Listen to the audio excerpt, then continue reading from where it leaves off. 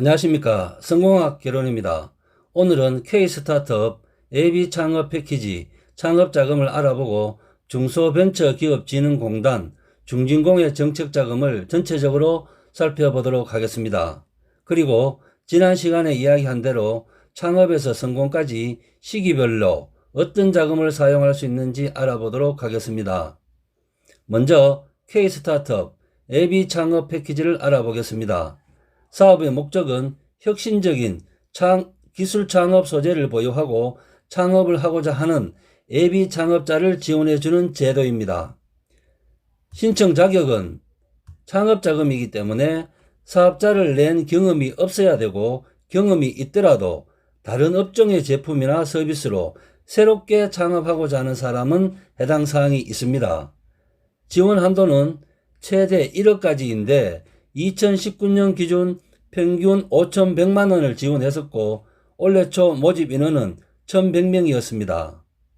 내년에 창업에 도전할 의지가 있으신 분은 K-스타트업 창업 에듀 온라인 강좌를 참고로 해서 지금부터 미리미리 준비를 잘 하시면 1억까지도 충분히 지원받을 수 있습니다. 신청 방법은 K-스타트업 누리집을 통해 신청을 하시면 됩니다. 다음으로 지원 내용에 대해서 알아보도록 하겠습니다. 먼저 사업화 자금입니다. 시제품 제작, 재료비, 용역비, 인건비, 마케팅 비용, 창업활동 비용 등을 사용권, 바우처로 지급해 줍니다. AB 창업자 전용 카드를 사용하는데 사용 승인 신청을 하면 한도에서 차감이 되고 업체로 이체되는 시스템으로 지원을 합니다. 현금으로 지원하지는 않습니다.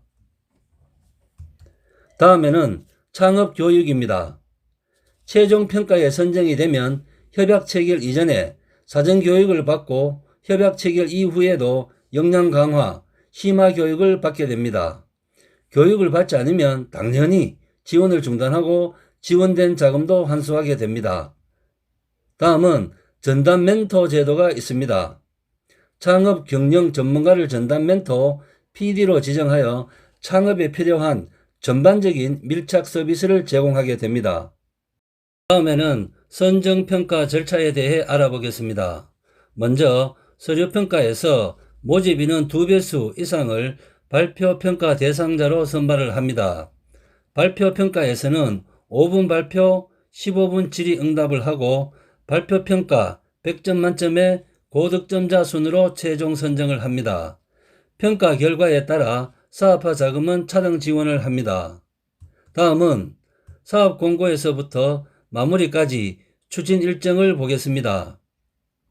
1월 말경에 사업 공고를 하면 2월 초에서 3월 초까지 한 달간 신청 접수를 받습니다. 서류평가, 발표평가를 통해서 3월 말에 선정평가를 하고 최종 지원 대상자를 공지합니다. 지원 대상자는 협약 체결하기 전에 준비 과정을 거치는데 멘토링을 받으면서 사업 계획서를 수정하기도 하고 창업 사전교육 8시간을 받기도 합니다. 준비 과정이 끝나면 4월 말경에 협약을 체결하고 사업비를 지급받아 사업을 수행하기 시작합니다. 4월부터 12월까지 8개월 동안 사업을 수행하면서 역량 강화 16시간, 심화 교육 16시간, 또 8월에 중간보고, 12월에 최종 점검할 때까지 창업에 관한 전반적인 사항을 밀착 지원받게 됩니다. 다음은 중소벤처기업진흥공단에서 나오는 정책자금의 종류에 대해 알아보겠습니다. 먼저 혁신창업 사업화 자금이 있는데 5가지로 나누어 볼 수 있습니다. 첫 번째, 창업 기반 지원 자금은 사업 개시일로부터 7년 미만의 중소기업에 지원해주는 제도입니다. 두 번째, 일자리 창출 촉진 자금은 사업 개시일로부터 7년 미만의 기업 중에서 일자리 창출 기업, 인재 육성 기업에 지원해주는 제도입니다. 세 번째, 미래 기술 육성 자금은 사업 개시일로부터 3년 이상, 10년 미만 기업 중에서 신소재, 에너지, IT, 건강, 환경 등 혁신성장 분야 기업에 지원해주는 제도입니다. 네 번째, 고성장 촉진 자금은 사업 개시로부터 3년 이상, 7년 미만 상시 근로자 10명 이상 기업 중에서 매출, 고용, 수출, 증가 기업에 지원해주는 제도입니다. 개발기술 사업화 자금은 특허, 네트기술, 이노비저, 맨비저, 산업재산권 등 기업이 가진 기술을 사업화하고자 할 때 지원해주는 제도입니다. 다음은 투융자 복합금융은 미래 성장 가치가 큰 기업, 기업 공개 가능성이 있는 기업에 투자 요소를 가미해서 지원해주는 제도입니다. 대출 방식이 전환사채, 신주 인수권부 사채를 인수하거나 상환 전환 우선주를 인수하는 방식으로 지원해 줍니다. 다음은 신시장 진출 지원 자금에 대해서 알아보겠습니다.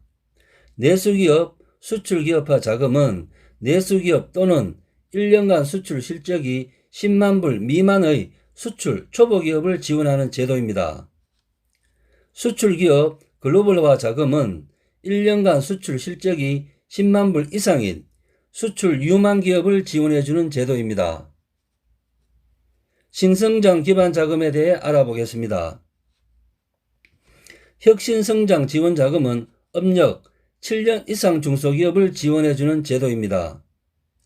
제조 현장 스마트화 자금은 생산의 효율성을 높이기 위한 자동화 시설 도입 기업을 지원해주는 제도입니다. 다음은 제도약 지원 자금에 대해서 알아보겠습니다. 사업 전환 자금은 업종 전환 또는 업종 추가 등 사업 전환 계획 승인을 얻은 중소기업을 지원해주는 제도입니다. 구조개선 전용 자금은 은행권 추천 경영애로기업, 정책금융기관 지정 경영애로기업, 워크아웃 추진기업 등에 지원해주는 제도입니다.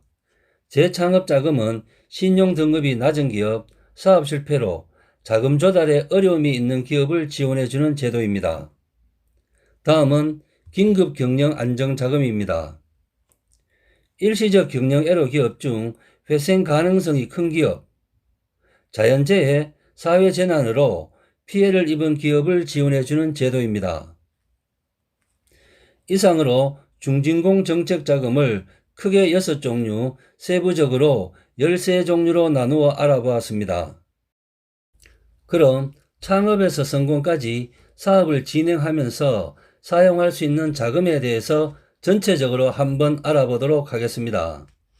정책자금은 창업 후 시간이 지남에 따라 딱딱 분명하게 나누어지지는 않지만 나누어 볼 수 있습니다. 창업 후 7년까지를 창업 시기로 보고 7년 후는 도약, 성장 시기로 볼 수 있습니다.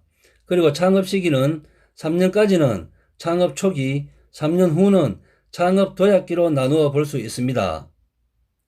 사업을 시작하기 전에 앞에서 설명드린 예비 창업 패키지 무상자금 1억을 사용하시고 사업 시작 후 7년까지는 창업 관련 자금을 사용하시면 됩니다.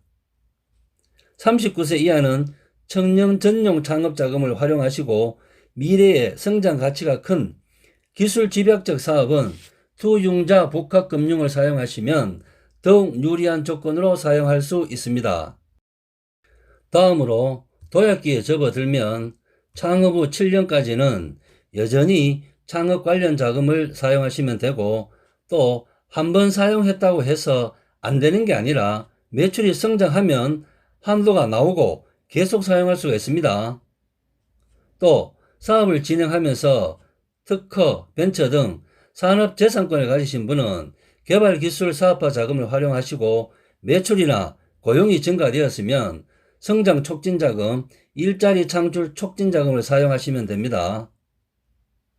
성장기에 접어들면 기업 부설 연구소를 설립하고 R&D 관련 자금을 사용하시고 경영안정자금, 신성장 기반 자금을 활용하시면 됩니다.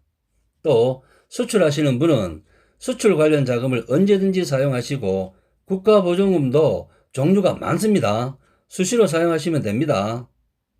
그리고 매출이 증가하면서 보증서를 사용하는 경우가 많은데 이때는 보증서를 신청하면서 2차 보증금도 함께 신청해서 이자 부담을 줄이면서 자금을 활용할 수 있습니다. 그리고 정부 정책 자금은 타이밍도 중요합니다. 예를 들어 작년에 매출이 20%, 15% 성장했다면 지금 당장은 돈이 필요 없어도 고성장 촉진 자금을 신청해서 사업 자금을 확보해 두셔야 됩니다.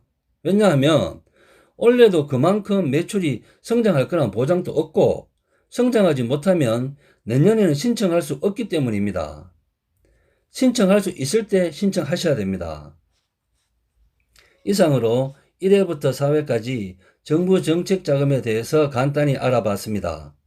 정부 지원 사업은 수십 개의 기관에서 수백 개의 사업이 있기 때문에 관심을 가지시면 사업하시는데 큰 도움이 되실 겁니다.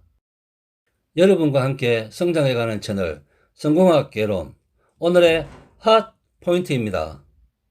창업에 관심이 있으신 분 K-스타트업 AB 창업 패키지 무상자금 1억으로 창업하시고 창업기, 도약기, 성장기의 정부 정책 자금을 골고루 사용하시면서 늘 성장하고 튼튼한 기업의 대표가 되시기 바랍니다.